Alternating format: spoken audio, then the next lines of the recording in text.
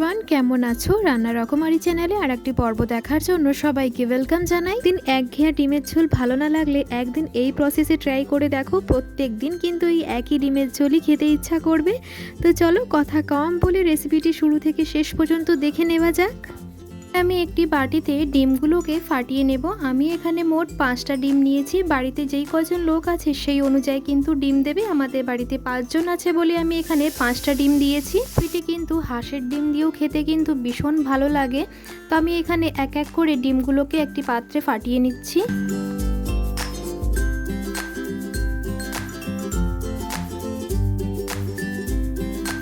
আমার 5টাই ডিমই ফাটানো হয়ে গেছে। এবার এখানে দিয়ে দিলাম অল্প পরিমাণ মতো নুন। এবার ভালো করে ডিমগুলোকে সুন্দরভাবে ব্লেন্ড করে নিতে হবে।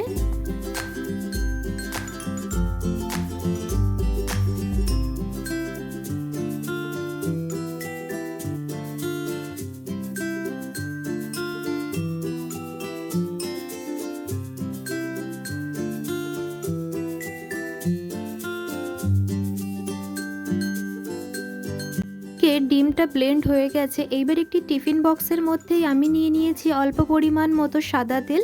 হাতের সাহায্যে বা ব্রাশের সাহায্যে ভালো করে টিফিনের চারিপাশে কিন্তু তেলটা ভালো করে মেখে নিতে হবে। যে ডিমটা ব্লেন্ড করে রেখেছিলাম এই টিফিন কৌটোর মধ্যে ছেড়ে দিলাম। এবার এই টিফিনের ঢাকনাটা বন্ধ করে চায়ের পেনিতে আমি একে মিনিমাম 10-15 থেকে 20 মিনিট মতো একটু ভাপিয়ে নেব।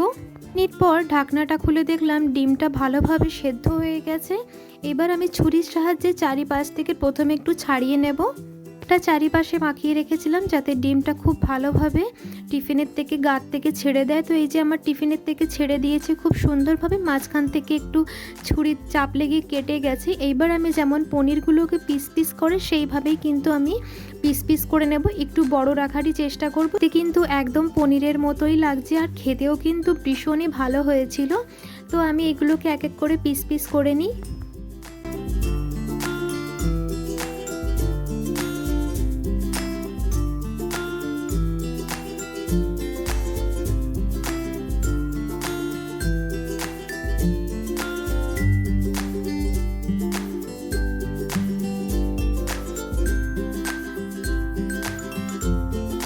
আর কড়াইতে নিয়ে নিয়েছি সাদা তেল। যে ডিমগুলোকে পিস পিস করে রেখেছিলাম সেইগুলো সাদা তেলে একটু হালকা হালকা লাল লাল করে আমি একে ভেজে নেব।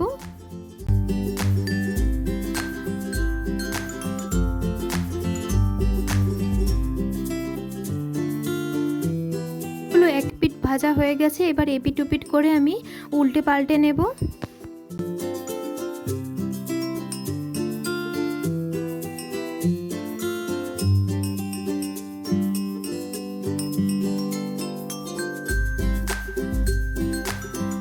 কিন্তু ভাজা হয়ে গেছে, আমি লাল লাল করেই ভেজে নিয়েছি। এবার আমি একটি পাত্রে ডিমগুলোকে নামিয়ে নেব।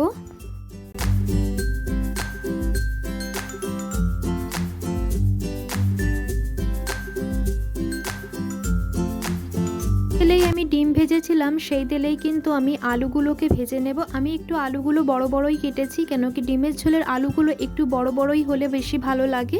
তো আমি একটু সামান্য পরিমাণ মতো নুন দিয়ে একে লাল লাল করে ভেজে নেব। এইদিকে কিন্তু আলু নামানো হয়ে গেছে, সেটা আর আমি দেখালাম না। আবার আমি একটি পাত্রে কড়াইতে আমি নিয়ে নিয়েছি এখানে 4 থেকে 5 চামচ মতো বেসনটাকে আমি গ্যাসের ফ্লেমটা একদম স্লো করে হালকা হালকা লাল লাল করে ভেজে নেব। একদম পুড়িয়ে ফেলবো না, জাস্ট একটু ব্রাউনি ব্রাউনি কালার আসলেই কিন্তু একে আমি নামিয়ে নেব।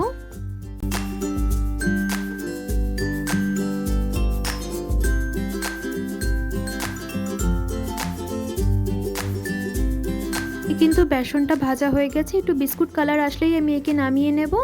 এইবার এখানে কড়াইতে দিয়ে দিয়েছি আমি সর্ষের তেল, আর এখানে নিয়েছি 2টো তেজপাতা, আর নিয়েছি 2 টুকরো মতো দারচিনি। এবার এখানে দিয়ে দেব আমি 1 চামচ মতো জিরেটা একটু লাল লাল ভাজা হলে আর তেজপাতাটা একটু পোড়া পোড়া হলেই কিন্তু আমি এখানে দিয়ে দিচ্ছি পেঁয়াজ কুচি। আমি পেঁয়াজগুলোকে একটু ব্রাউন ব্রাউনি ভাবে লাল লাল করে আমি ভেজে নেব। তারপরে আমি বাদ বাকি মশলাগুলো এতে অ্যাড করব।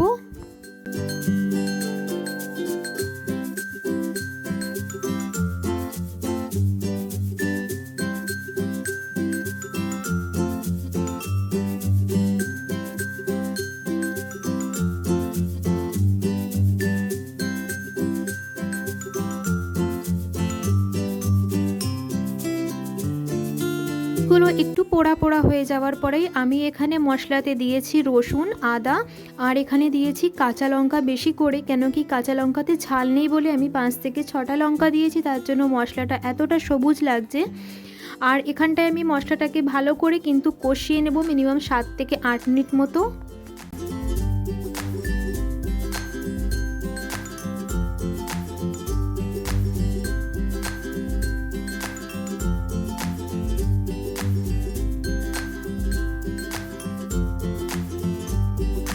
আদা রসুন কিছুটা কষানো হয়ে যাওয়ার পরেই আমি এখানে দিয়ে দিলাম টমেটো বাটা। টমেটো বাটা দেওয়ার পরে আরও কিছুক্ষণ আমি মশলাটাকে কষিয়ে নেব। এখনও কিন্তু মশলাটা পুরোপুরিভাবে কষানো হয়নি।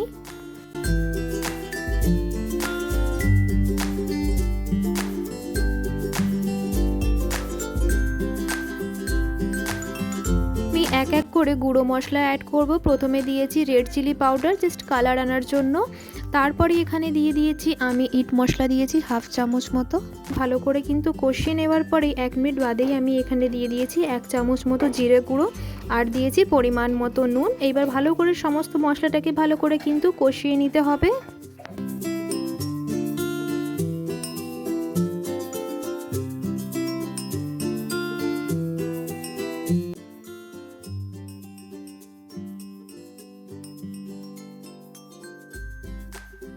কিন্তু তেল ছেড়ে দিয়েছে, মশলাটা কিন্তু ভালোভাবে কষানো হয়ে গেছে। এইবার আমি ভেজে রাখা আলুগুলোকে এতে অ্যাড করে মিনিমাম 5 থেকে 7 মিনিট মতো আলুটাকে মশলার সাথে ভালো করে মিক্স করে নেব।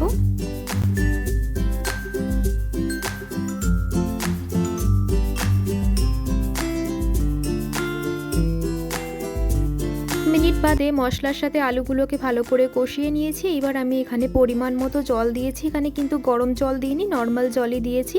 এবার নুন হলুদটা একটু চেক করে নেব। পরিমাণ মতো জল দেওয়ার পরে যে আমি প্রথমে বেসনটাকে লাল লাল করে ভেজে রেখেছিলাম সেটা কিন্তু ঝোলের মধ্যে দিয়ে দিলাম। বেসনটা ঝোলে দিলে ঝোলের ঘনত্বটা খুব সুন্দর আসবে আর ডিমের ঝোলের কিন্তু টেস্ট একটু অন্যরকম আসবে। এখানে দিয়ে দিলাম বেসন দেওয়ার পরে আমি একটু নুন আর হলুদটা একটু দিয়ে দেব। নুনটা ঠিক আছে, সামান্য পরিমাণে একটু হলুদের দরকার, হলুদটা দিয়ে মতো আমি এটি ঢাকনা দিয়ে ঢেকে দেব। বাদে ঢাকনাটা তুলে দেখব আলুগুলো ভালোভাবে গলে গেছে কিনা। যদি আলুগুলো না গলে কিন্তু আবারও আমি একে ঢাকনা দিয়ে ঢেকে দেব। গ্যাসে ভালোভাবে কিন্তু ঝোলে জাল উঠে গেছে, জাস্ট আলুগুলোকে আমি দেখব যে ভালোভাবে গলেছে কিনা, কিন্তু এখনও গলেনি, কিছুটা গলেছে। আবারও আমি একে ঢাকনা দিয়ে ঢেকে দেওয়ার পরে 3 মিনিট বাদে আমি আবারও ঢাকনাটাকে খুলে দেখলাম সমস্ত কিন্তু আলুগুলো গলে গেছে। এবার গ্যাসের ফ্লেমটা আমি হাই করে দিয়েছি, ভালোভাবে জাল উঠে গেছে। আর এইদিকে যে ডিমগুলোকে আমি ভেজে রেখেছিলাম ঝোলের মধ্যে আগে থেকেই দিয়ে দিলাম, যাতে ডিমের মধ্যে ঝোল আর মশলাটা ভালোভাবে ঢুকতে পারে। এবার গ্যাসের ফ্লেমটা আমি হাই করে ঝোলটাকে আর একটু কিছুক্ষণ মতো ভালো করে ফুটিয়ে নিতে হবে।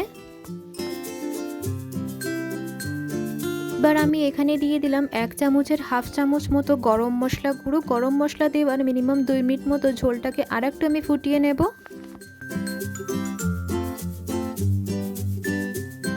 গরম মশলা দেওয়ার 2 মিনিট বাদে আমি কাসুরি মেথিটাকে একটু ড্রাই রোস্ট করে হাতে ঘষে উপর দিয়ে ছড়িয়ে দিলাম। আর একে বেশিক্ষণ আমি গ্যাসে রাখবো না, মিনিমাম কাসুরি মেথি দেওয়ার 2 মিনিট মতো আর একটু ঝোলটাকে ফুটিয়ে নিয়ে গরম গরম কি পরিবেশন করে নেব।